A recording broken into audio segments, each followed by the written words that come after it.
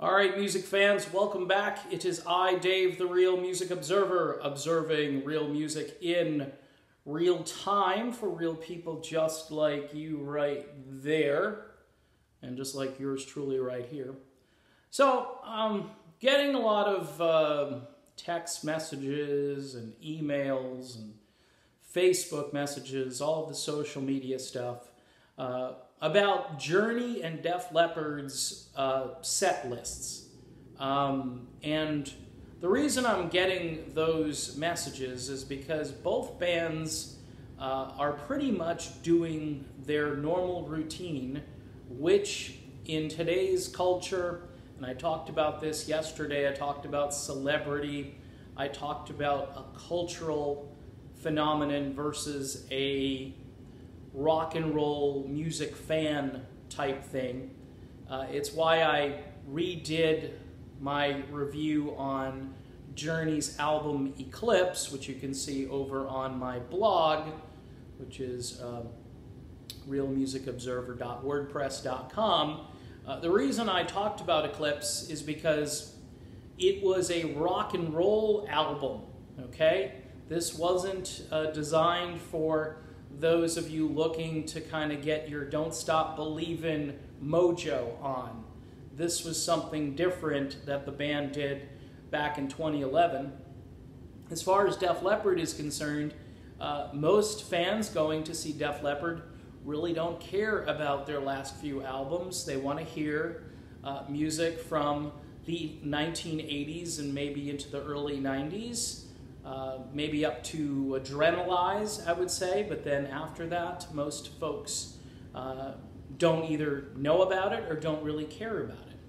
And the reason these set lists have remained intact is because everything's been focus tested, folks. This goes to my argument driving down the road and listening to classic rock stations. I was pleasantly surprised I heard Cradle of Love by Billy Idol today. Most of the time, I only hear White Wedding and Rebel Yell, and that's it.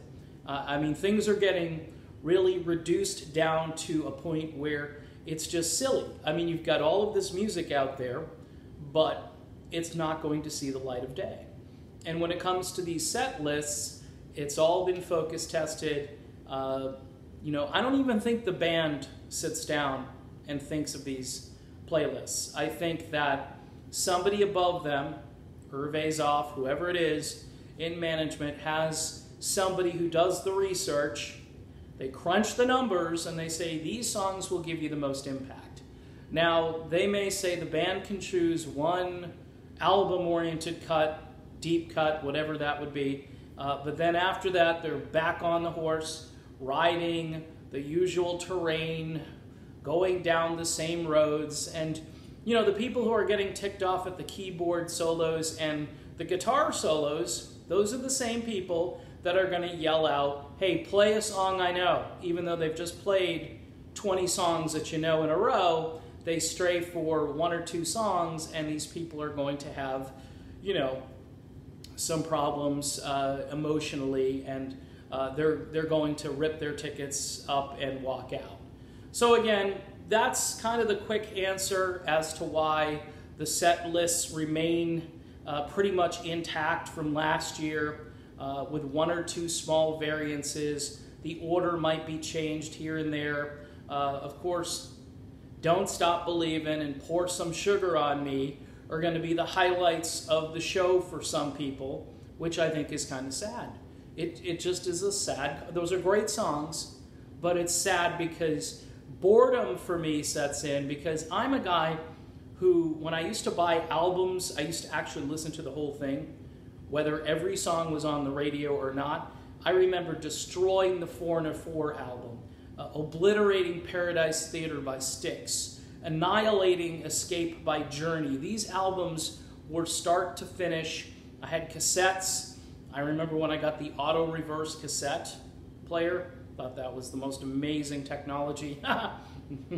Now it's rather passé, but today, if I had the auto reverse cassette deck, be playing the entire album. I wouldn't just, okay, we just listened to Don't Stop Believin'. We can stop it now because everything else is bad. No, folks. Today, this is where we're at today. People are telling you what you need to listen to and what you shouldn't listen to. And then when the band gets to a cultural point where their music is featured or played in certain movies or video games or whatever, you hear it on a commercial and so forth, then it becomes cultural, and those songs are more valuable to these people. But they're not the ones that were, I'm sorry, they just weren't. They weren't there from the beginning listening to these albums when they first came out and enjoying not just one or two songs, but the entire album. So again, that's my long-winded explanation because a bunch of people were sending me messages and I figured I should address it. So there you go. All right, I'll be back with more soon, so stay tuned. See you then.